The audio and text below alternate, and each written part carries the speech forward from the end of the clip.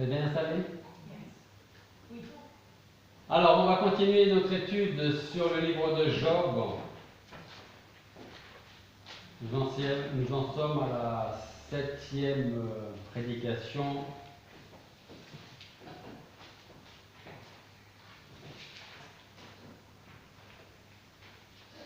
Donc, jusqu'à présent, nous avons vu les terribles épreuves que Job a connues. Nous avons entendu ses plaintes, sa douleur, son envie de n'avoir jamais vu le jour.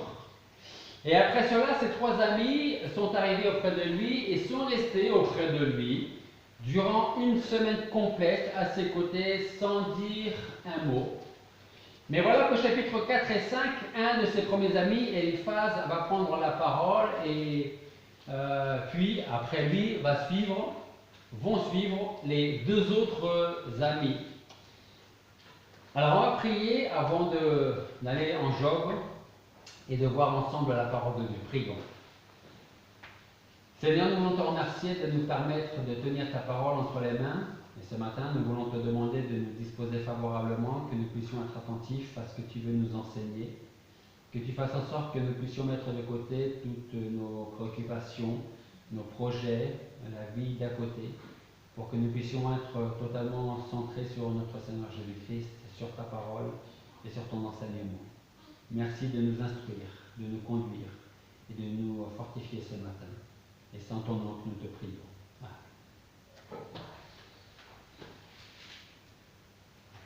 Alors, ce matin, nous allons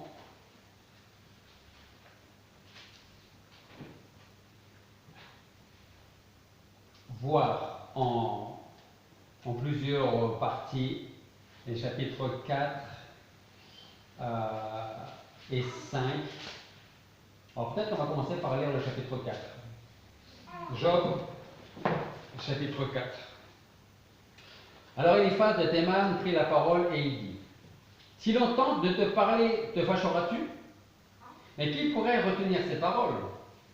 Voici, tu as souvent instruit les autres, tu as fortifié les mains affaiblies, tes paroles ont relevé ceux qui chancelaient, et tu as raffermi les genoux qui pliaient. Maintenant que le malheur t'arrive, tu te fâches, et parce qu'il t'a atteint, tout est perdu. Ta piété ne fait-elle pas ta confiance? Ton espérance n'est-ce pas l'intégrité de tes voies? Cherche dans ta mémoire quel est l'innocent qui a péri, et où les justes ont-ils été exterminés? Pour moi, j'ai vu que ceux qui labourent l'iniquité et qui sèment la peine la moissonnent. Ils périssent par le souffle de Dieu, ils sont consumés par le vent de sa colère. Le rugissement du lion, le cri du grand lion cesse et les dents du lionceau sont anéanties. Le lion périt faute de proie et les petits de la lionne sont dispersés. Une parole m'est furtivement arrivée et mon oreille en a saisi le murmure. Au milieu de mes pensées, pendant les visions de la nuit, quand un profond sommeil tombe sur les humains, une frayeur et un tremblement me saisirent et effrayèrent tous mes os. Un esprit passa devant moi et fit hérisser le poil de ma chair. Il se tint et je ne reconnus pas son visage. Une figure était devant mes yeux, il eut un silence et j'entendis une voix. L'homme sera-t-il juste devant Dieu? L'homme sera-t-il pur devant celui qui l'a fait? Voici, il ne se fie pas à ses serviteurs, il trouve des défauts à ses anges. Combien plus chez ceux qui habitent des maisons d'argile, qui ont leur fondement dans la poussière qu'on écrase comme des vermisseaux. Ils sont détruits du matin au soir, sans qu'on y prenne garde. Ils périssent pour toujours. La corde de leur tente est coupée, ils meurent sans avoir été sages. Alors on va poursuivre avec le chapitre 5. Crie maintenant. Y aura-t-il quelqu'un qui te réponde? Et vers lequel des saints te tourneras-tu? La colère tue l'insensé, le dépit fait mourir celui qui est destitué de sens. J'ai vu l'insensé étendant ses racines, mais soudain j'ai maudit sa demeure. Ses fils sont loin de tout secours, ils sont écrasés à la porte et personne ne les délivre. L'affamé dévore sa moisson, il la lui prend à travers les épines de sa haie. L'homme altéré convoite ses biens, car la souffrance ne sort pas de la poussière et la peine ne germe pas du sol, de sorte que l'homme soit né pour la peine comme l'étincelle pour voler en haut. Mais moi j'aurai recours à Dieu et j'adresserai ma parole à Dieu. qui fait de grandes choses qu'on ne peut sonder, de merveilleuses choses qu'on ne peut compter, qui répand la pluie sur la face de la terre, qui envoie les eaux sur la face des champs, qui met en haut ceux qui sont abaissés, ceux qui sont en deuil en fête du bonheur, qui dissipe les projets des hommes rusés, et leurs mains ne viennent à bout de rien, qui prend les sages dans leur propre ruse, et le dessein des pervers est renversé. De jour, il rencontre les ténèbres, et comme dans la nuit, il tâtonne en plein midi. Et il délivre le pauvre de l'épée, de leur bouche et de la main des puissants. Il y a une espérance pour les malheureux et la méchanceté à la bouche fermée. Voici heureux l'homme que Dieu châtie. Ne méprise donc pas la correction du Tout-Puissant, car c'est lui qui a fait la plaie et la bande. Il blesse de ses mains et ses mains guérissent. Dans 6 détresses, il te délivrera, et dans 7, le mal ne te touchera pas. En temps de famine, il te garantira de la mort, et en temps de guerre, du tranchant de l'épée. Tu seras à couvert du fléau de la langue, et tu n'auras point peur de la désolation quand elle arrivera. Tu riras de la dévastation et de la famine, et tu n'auras pas peur des bêtes de la terre. Car tu auras un pacte avec les pierres des champs, et les bêtes des champs seront en paix avec toi. Et tu verras la prospérité dans ta tente, tu visiteras tes pâturages, et rien ne t'y manquera. Et tu verras la postérité croissante et tes descendants pareils à l'herbe de la terre. Tu entreras mûr dans le tombeau comme une gerbe que l'on porte en son temps. Voilà, nous avons examiné la chose, elle est ainsi. Écoute cela et fais-en ton profit. Alors, vous allez voir que, à travers les chapitres 4 et les chapitres 5, ce que Eliphaz est en train de dire, nous aussi nous aurions pu le dire, ou en tout cas la manière de dire. C'est-à-dire qu'avant de rentrer dans le détail, nous allons voir que Eliphaz dit beaucoup de choses. Il dit beaucoup de choses vraies, mais il dit beaucoup de choses fausses. Alors c'est je ne sais pas si le bon terme c'est étrange, mais en principe, la parole de Dieu, tout ce qu'il y a dans la parole de Dieu est vrai. Or, il s'avère que dans le livre de Job, dans les versets 4, 5 et dans les autres chapitres où les deux autres amis vont parler, c'est exactement le contraire, c'est-à-dire qu'ils vont dire des choses totalement vraies et ils vont aussi dire des choses totalement fausses. Et ça, nous allons le voir ensemble à partir de ce matin. Donc, ce que nous pouvons remarquer, c'est que les trois amis diront à peu près la même chose à Job. Et on va prendre l'exemple que du premier, parce que quand vous lisez le deuxième et le troisième, c'est exactement la même chose. Donc, c'est-à-dire que les trois vont dire à peu près la même chose, à savoir, imaginez les trois amis qui discutent avec Job, et les trois amis vont le dire. Il y a certainement des choses que tu caches, mais que Dieu connaît, c'est sans doute la raison de tes malheurs. Tu as certainement dû faire des choses dont toi seul es au courant, et aujourd'hui tu en récoltes les fruits. Ces trois amis essaient de faire prendre conscience à Job qu'il doit revenir à Dieu et demander pardon à Dieu. Alors, durant la prédication ce matin, on va essayer de se mettre à la place, et peut-être que nous avons été à la place d'Eliphaz ou d'un des deux autres amis, dans le sens où nous pouvons connaître la parole de Dieu, nous pouvons connaître Dieu, et nous pouvons apporter des paroles à quelqu'un qui est un petit peu dans la situation de Job. Mais faisons attention à ce que nous connaissons et à ce que nous allons dire.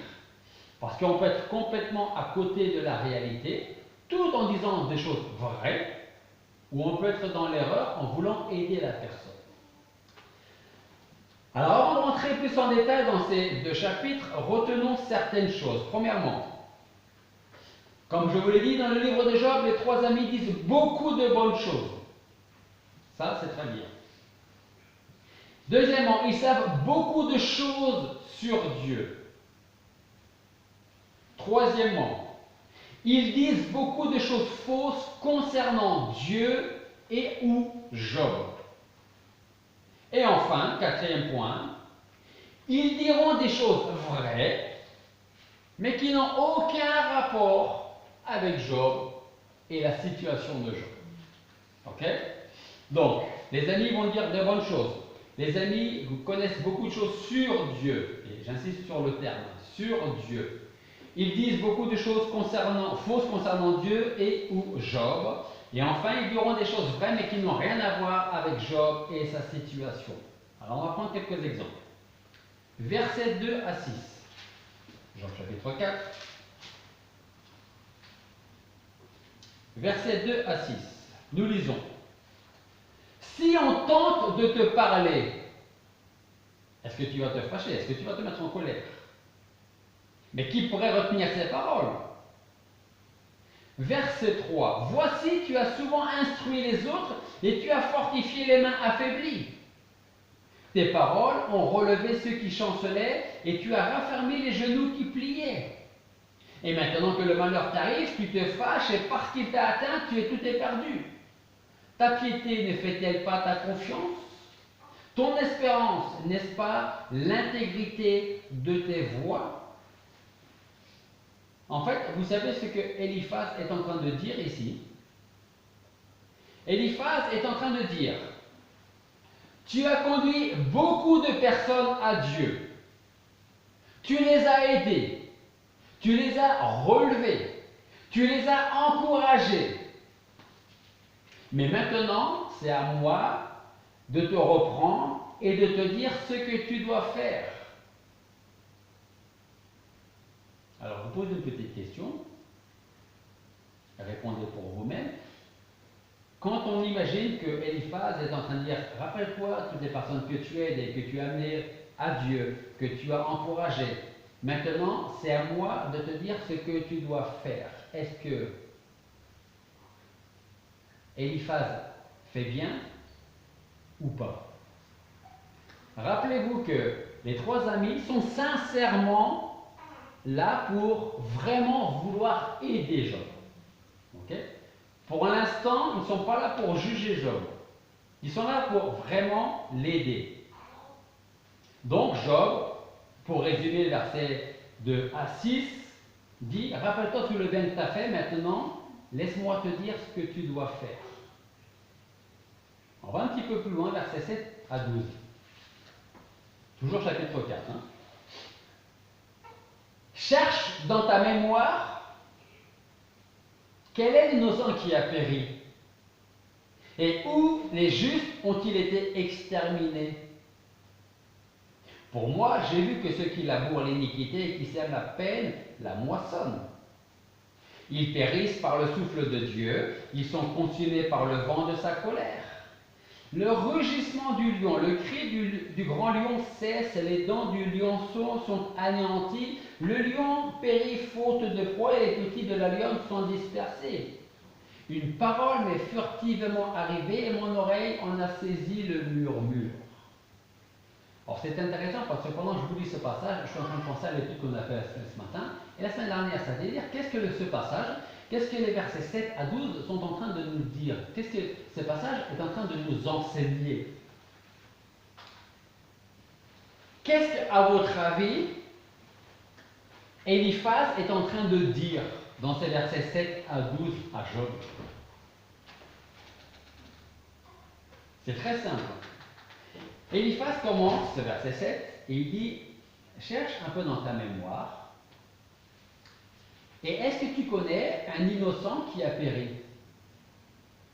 Est-ce que tu connais des justes qui ont été exterminés? Par contre, moi, Eliphaz, je peux te dire que j'ai vu ceux qui labourent l'iniquité, qui sèment la gloire, la paix, la moissonne. Ils périssent par le souffle de Dieu, ils sont consumés par sa colère. Qu'est-ce que Job est en train de dire? Qu'est-ce qu'Eliphaz est en train de dire à Job là? Il est tout simplement en train de dire, Job, les gens récoltent ce qu'ils sèment. En fait, Eliphaz, comme ces deux autres amis plus loin, sont en train de dire, il est en train de dire à Job, ce qui t'arrive, tu as dû certainement le chercher. C'est pour ça qu'il commence à dire à Job au début, cherche un peu dans ta mémoire, est-ce que tu as déjà vu des innocents périr par la colère de Dieu? Est-ce que tu as vu des gens qui sont justes, qui craignent Dieu, qui ont été exterminés? Moi, je n'en ai jamais vu. Par contre, toi, ce qui t'arrive, c'est vraiment étrange, Job. Verset 12 à 21. Une parole m'est furtivement arrivée et mon oreille en a saisi le murmure. Au milieu de mes pensées, pendant les visions de la nuit, quand un profond sommeil tombe sur les humains, une frayeur et un tremblement me saisirent et effrayèrent tous mes os. Un esprit passa devant moi et fit hérisser le poil de ma chair. Il se tint là et je ne reconnus pas son visage. Une figure était devant mes yeux, il y eut un silence et j'entendis une voix. Verset 17. L'homme sera-t-il juste devant Dieu? L'homme sera-t-il pur devant celui qui l'a fait? Voici, il ne se fie pas à ses serviteurs, verset 18. Il trouve des défauts à ses anges. Combien plus chez ceux qui habitent des maisons d'argile, qui ont leur fondement dans la poussière, qu'on écrase comme des vermisseaux. Ils sont détruits du matin au soir sans qu'on y prenne garde. Ils périssent pour toujours. Et la corde de leur tente est coupée. Ils meurent sans avoir été sages. Qu'est-ce qu'Éliphaz essaie de faire comprendre à Job là? Éliphaz essaie de faire comprendre, essaie de persuader Job que personne n'est pur aux yeux de Dieu.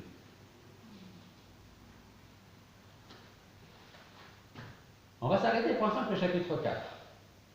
Je vous ai dit que Éliphaz, comme ses amis, allait dire beaucoup de choses. Des choses totalement vraies et des choses complètement fausses. Et parfois, il allait dire des choses qui n'avaient aucun rapport avec Job et la situation de Job. Donc, nous avons vu les versets 2 à 6, les versets 7 à 12, les versets 12 à 21. Dans le verset 2 à 6, c'est « Tu as conduit beaucoup de personnes à Dieu, tu les as aidées, mais maintenant je dois te reprendre et te dire ce que tu dois faire. » Est-ce que vous pensez que c'est une bonne chose qu'il est en train d'essayer de dire ou de faire, Éliphaz, ou pas là?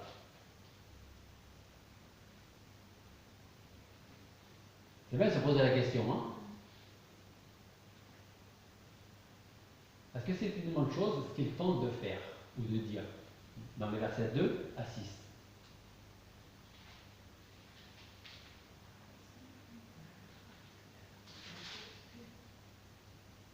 Est-ce que c'est une bonne chose ou pas? Est-ce que c'est une bonne chose mais qui n'a rien à voir avec Job? Ou est-ce que c'est complètement faux ce qu'il est en train de dire? C'est ça l'étude de la parole de Dieu. En fait, Job, Éliphaz est en train de dire, rappelle-toi toutes ces personnes que tu as aidées. Donc ça c'est vrai. Ok? Et il dit maintenant, je dois te reprendre et te dire ce que tu dois faire. Donc le terme de reprendre n'est peut-être pas forcément le bon. Ok? Parce que tout au début, il dit, si on tente de te parler, est-ce que tu vas te mettre en colère? Est-ce que tu vas te fâcher? Mais je suis obligé de te dire quelque chose, je ne peux pas retenir mes paroles. C'est le verset 2. Okay? Donc ça part toujours une bonne intention. Il rappelle à Job tout le bien qu'il a fait à d'autres personnes. Et c'est maintenant comme s'il allait prendre la place du professeur qui allait dire maintenant je dois te reprendre et je vais te dire ce que tu dois faire, ce qui ne va pas bien. Ensuite, dans les versets 7 à 12, on peut résumer ce passage en disant Job, les gens récoltent ce qu'ils sèment. Est-ce que c'est bien ce qu'il dit ou pas?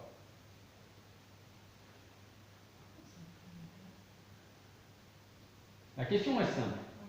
Est-ce que c'est bien ce qu'il dit? Les gens récoltent ce qu'ils sèment. Oui, soyez convaincus. C'est bien, on récolte ce que l'on sème. Hein? Là-dessus, il n'y a pas de souci.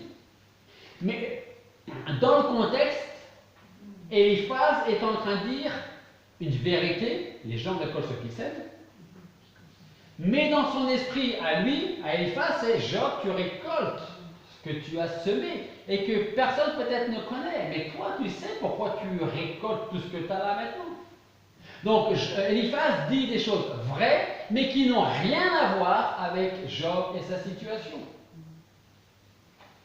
Dans les versets 12 à 21, Eliphaz dit tout simplement à Job, tu sais Job, personne n'est pur aux yeux de Dieu. Est-ce que c'est bien ce qu'il dit ou pas? Oui, c'est bien. Mais, comme précédemment, Eliphaz est en train de dire, tu sais, Job, tu étais apprécié pour ce que tu es, ou peut-être pour ce que tu étais, pour tout ce que tu avais. On pensait que tu étais droit, intègre, craignant Dieu, mais personne n'est pur aux yeux de Dieu, Job. Donc, il dit une vérité, mais qui ne concerne absolument pas Job, sa situation, parce que Job n'a pas vécu ce qu'il a vécu, ce qu'il est en train de vivre, parce qu'il est impur aux yeux de Dieu. Et on va continuer comme ça avec le chapitre 5, versets 1 à 7. Chapitre 5, versets 1 à 7. Crie maintenant. Y aura-t-il quelqu'un qui te réponde et vers lequel des saints te tourneras-tu? La colère tue l'insensé, le dépit fait mourir celui qui est destitué de sens. J'ai vu l'insensé étendant ses racines, mais soudain j'ai maudit sa demeure. Ses fils sont loin de tout secours, ils sont écrasés à la porte et personne ne les délivre.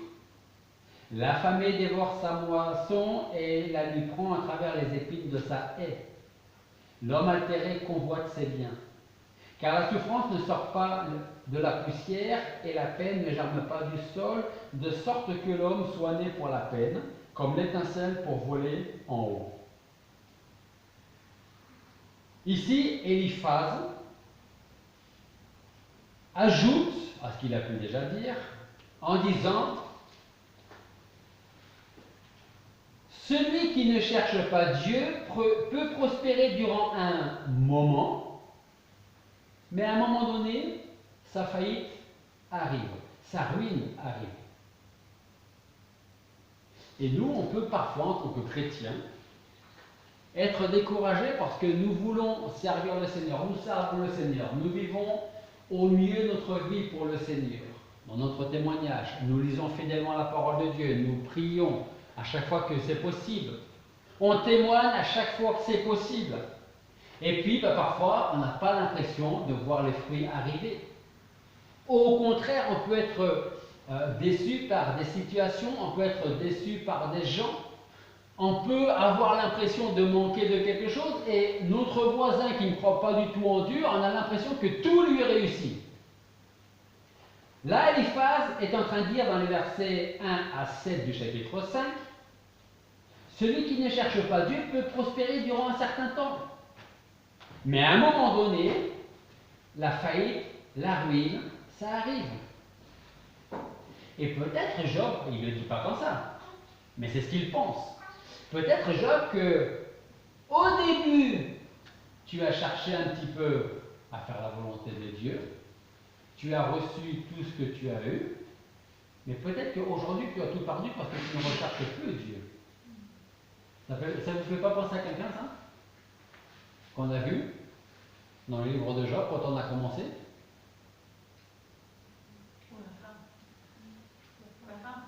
Non, avant. À Satan. C'était quoi le discours de Satan quand il répond à Dieu, quand Dieu lui dit est-ce que tu as vu mon serviteur Job, droit, intègre, il me craint? Est-ce que tu es sûr qu'il fait tout ça pour toi ou pour les bénédictions qui ont été? Exactement. Oui, mais il te sert, d'accord, il est droit, d'accord, il est intègre, d'accord, il te craint peut-être, mais enlève-lui tout ce qu'il a, on verra si il va continuer. Hein? Et bien c'est exactement ce que Eliphaz est en train de dire là. Celui qui ne cherche pas Dieu peut prospérer pendant un certain temps. Presque, ça peut inconsciemment dire, peut-être que tout ce que tu as eu, tu l'as peut-être eu d'une mauvaise manière, d'une mauvaise façon. Hein? Et peut-être que Dieu maintenant fait en sorte qu'il t'enlève tout ce que tu as eu illégalement. Versets 8 à 16, chapitre 5. Versets 8 à 5 du chapitre 8 à 16 du chapitre 5. C'est Eliphaz qui parle. Hein? Mais moi, j'aurai recours à Dieu et j'adresserai ma parole à Dieu qui fait de grandes choses qu'on ne peut sonder, de merveilleuses choses qu'on ne peut compter, qui répand la pluie sur la face de la terre et qui envoie les eaux sur la face des champs, qui met en haut ceux qui sont abaissés et ceux qui sont en deuil au fait du bonheur, qui dissipe les projets des hommes rusés et leurs mains ne viennent pas à bout de rien, qui prend les sages dans leurs propres ruses et le dessein des pervers est renversé.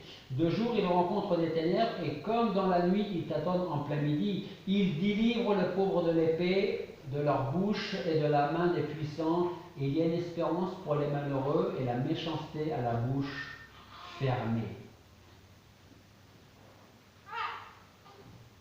Est-ce que tout ce qu'il dit, Eliphaz là, est vrai ou pas?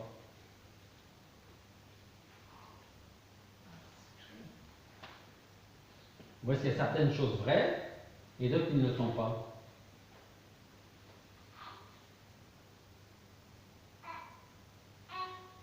Well, c'est vrai qu'il fait des miracles, que beaucoup de choses au début sont vraies. Tout est vrai. Toutes les paroles d'Eliphaz sont vraies. Il connaît bien des choses sur Dieu, Eliphaz. J'aurai recours à Dieu, je vais adresser ma parole à Dieu, qui a fait de grandes choses qu'on ne peut sonder, des choses merveilleuses qu'on ne peut pas compter, qui répand la pluie sur la face de la terre, et ainsi de suite. Verset 7, il y a une espérance pour les malheureux et la méchanceté à la bouche fermée. Là, le conseil d'Eliphaz ici est de dire à Job, écoute Job,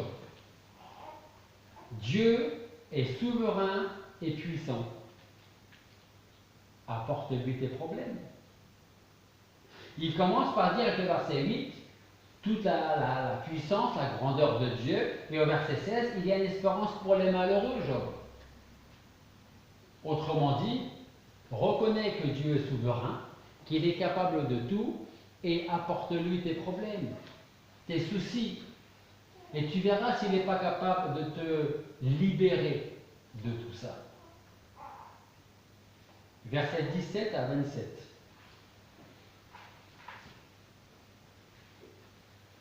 Voici heureux l'homme que Dieu châtie.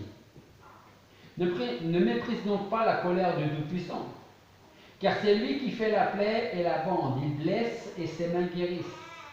Dans 6 détresses, il te délivrera et dans 7, le mal ne te touchera pas. En temps de famine, il te garantira de la mort et en temps de guerre, du tranchant de l'épée. Tu seras couvert du fléau de la langue et tu n'auras point peur de la désolation quand elle arrivera.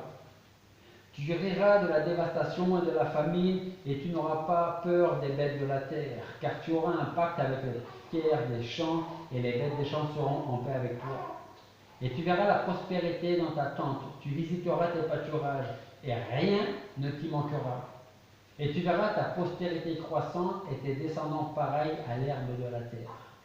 Tu entreras mûr dans le tombeau comme une gerbe qu'on apporte en son temps. Voilà, nous avons examiné la chose, elle est ainsi. Écoute cela et fais-en ton profit.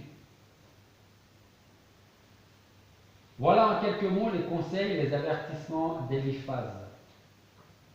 Pour lui, tout est simple et on peut résumer cela en quelques mots. Repens-toi de tes péchés et reviens à Dieu.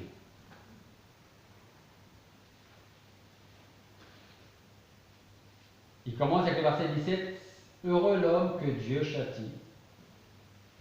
Et au verset 27, il termine son discours en disant, voilà, on a examiné la chose, j'ai réfléchi à tes problèmes, j'ai réfléchi à tes soucis, et c'en est ainsi. Maintenant, prends tout ce que je t'ai dit, et que ce soit ton profit. Réfléchis bien à tout ce que je t'ai dit, Job. Repens-toi de tes péchés et reviens à Dieu. Alors les amis de Job veulent sincèrement l'aider. Le problème est qu'ils s'appuient un peu trop sur eux-mêmes, peut-être sur leur éventuelle expérience, mais connaissent-ils réellement Dieu? C'est en tout cas la question qu'on peut se poser. Dans tous les cas, Job ne dit pratiquement rien pendant qu'Éliphaz parle. Et puis je ne suis pas certain qu'il est forcément prêt à écouter les conseils de ses amis, surtout après ce qu'il a entendu d'Éliphaz. Parce que je pense que pendant qu'Éliphaz était en train de parler, j'imagine que Job devait se dire, mais il est en train de m'accuser de, je sais pas, de renier Dieu. Il croit peut-être que je ne respecte pas Dieu, que j'ai commis plein de péchés. Ça, je pense que ça lui tournait dans l'esprit de Job. Alors, Job va répondre à Éliphaz au chapitre 6 et 7. Il justifie ses plaintes par la grandeur de ses mots qui lui font souhaiter la mort. Et pour Job, les prétendues consolations de ses amis ne valent rien. Il les repousse et fait appel à leur affection et à leur pitié. Au chapitre 6, c'est versets 2 à 6. Job chapitre 6, versets 2 à 6. Oh, si l'on pesait ma douleur et si l'on mettait en même temps mes calamités dans la balance, elles seraient plus pesantes que le sable des mers. Voilà pourquoi mes paroles sont outrées, car les flèches du Tout-Puissant sont sur moi. Mon âme en boit le venin. Les terreurs de Dieu se rangent en bataille contre moi. L'onagre brette-t-il auprès de l'herbe? Le bœuf mugit-il auprès de son fourrage? Mange-t-on sans cesse ce qui est fade? Trouve-t-on du goût dans un blanc d'œuf? Ce que mon âme refusait de toucher est comme devenu ma dégoûtante nourriture. À travers ces versets, Job désire dire à ses amis quelle est sa souffrance, plutôt que d'entendre des conseils qui ne sont pas forcément les plus appropriés. Au verset 8 jusqu'au verset 13, « Oh, puisse mon vœu s'accomplir et Dieu me donner ce que j'attends, qu'il plaise à Dieu de me réduire en poussière, qu'il laisse aller sa main pour m'achever. Et j'aurai une consolation, j'aurai des transports de joie au milieu des tourments et qu'il ne m'épargne pas. C'est ce que je n'ai pas renié, les paroles du Saint. Quelle est ma force pour que j'espère? Et quelle est ma fin pour que je prenne patience? Ma force est-elle la force des pierres? Ma chair est-elle d'airain? Ne suis-je pas sans recours et toute ressource ne m'est-elle pas ôtée? » Job désirait à ce moment précis la mort.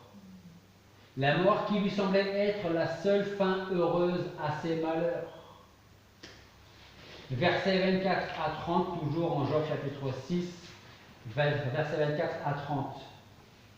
Mais vous ai-je dit, donnez-moi quelque chose et un de vos biens, faites des présents en ma faveur, délivrez-moi de la main de l'ennemi et rachetez-moi de la main des violents. Instruisez-moi et je me tairai, faites-moi comprendre en quoi j'ai erré. Oh, que les paroles droites ont de force, mais que veut censurer votre censure? Sont-ce des mots que vous voulez censurer? Mais il faut laisser au vent les paroles d'un homme au désespoir. Vraiment, vous joueriez au sort un orphelin et vous vendriez votre ami. Mais à présent, veuillez jeter les yeux sur moi et voyez si je vous mens en face. Revenez donc et soyez sans injustice. Revenez que mon bon droit paraisse. Y a-t-il de l'injustice dans ma langue? Et mon palais ne sait-il pas discerner le mal? Vous savez comment on peut résumer ces 7 versets-là?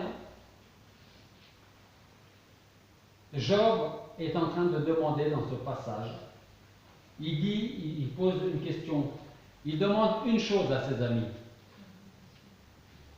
Parce que, avant que je vous donne la réponse, dans les chapitres 4, chapitre 5, Éliphaz parle, tu as certainement dû faire des choses, tu as dû renier le Seigneur d'une manière ou d'une autre, tu n'es peut-être pas forcément aussi droit et intègre qu'on a bien voulu le croire. En fait, Job demande une chose à ses amis. Il dit, dites-moi ce que j'ai fait de mal. Dites-moi. Peut-être qu'il y a réellement quelque chose et que je n'ai pas vu. Ça peut arriver à tout le monde. Alors, dites-le-moi. Avant de me donner vos conseils, dites-moi le mal que j'ai fait ou le bien que je n'aurais pas fait. Et je serai prêt à entendre vos conseils. Le problème, c'est qu'ils ne peuvent rien répondre à Job. Parce qu'ils ne savent pas pourquoi Job souffre autant. Alors je pose la question que je pose presque à chaque fois qu'on étudie Job. Qu'aurions-nous fait à la place de ces trois amis? Qu'aurions-nous fait? Alors, avant de répondre à la question, je ne sais même pas si on va y répondre, peut-être que la première chose à faire est d'écouter sans parler. Les amis de Job sont restés combien de temps auprès de Job sans parler? 7 jours et 7 nuits. Pendant ce temps, est-ce que Job a dit quelque chose? Non. Pendant 7 jours et 7 nuits, ils étaient 4 là, peut-être assis, je ne sais pas, par terre, sur un banc, autour d'une table, je n'en sais rien. Pendant 7 jours et 7 nuits, ils étaient là 4, il y avait peut-être la femme à Job, par là, qui traînait peut-être quelque part. À aucun moment, Job n'a rien dit. À aucun moment, ses amis n'ont rien dit. Ils n'ont rien dit, ils n'ont rien entendu de la part de Job, mais ils apportent déjà des conclusions. Tu as certainement dû faire des choses qui ne sont pas très nettes. Hein? Alors, si on veut être comme des amis de Job avec vraiment l'intention d'aider un proche, un collègue de travail, un voisin, quelqu'un qui vient nous parler, commençons tout d'abord par écouter, écouter et enfin écouter la personne. Et ensuite, demandons à Dieu de nous donner assez de sagesse pour dire à la personne ce qui vient de Dieu et non pas de « je pense que », selon moi, je pense que. Alors, on peut avoir passé par des épreuves, des tribulations, être passé, victorieux, rencontrer quelqu'un qui va traverser à peu près les mêmes épreuves, on pourra dire ce qu'on a fait. Les amis de Job ne savaient rien de Job et ils ont emporté leurs conclusions au lieu d'écouter ce que Job aurait éventuellement pu vouloir dire. Donc, on a besoin d'écouter et de demander à Dieu de nous donner cette sagesse pour dire ce qui vient réellement de lui et non pas de nous. Et nous devons nous assurer de bien comprendre la parole de Dieu et de bien connaître Dieu. Et c'est là que je termine avec ça, connaître Dieu. Parce que les amis de Job connaissaient des choses sur Dieu. Ils savaient que Dieu était un Dieu souverain, puissant, capable de faire ce qu'il a envie de faire.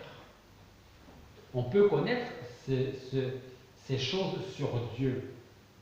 La question c'est, est-ce que nous connaissons, est-ce que eux connaissaient réellement Dieu?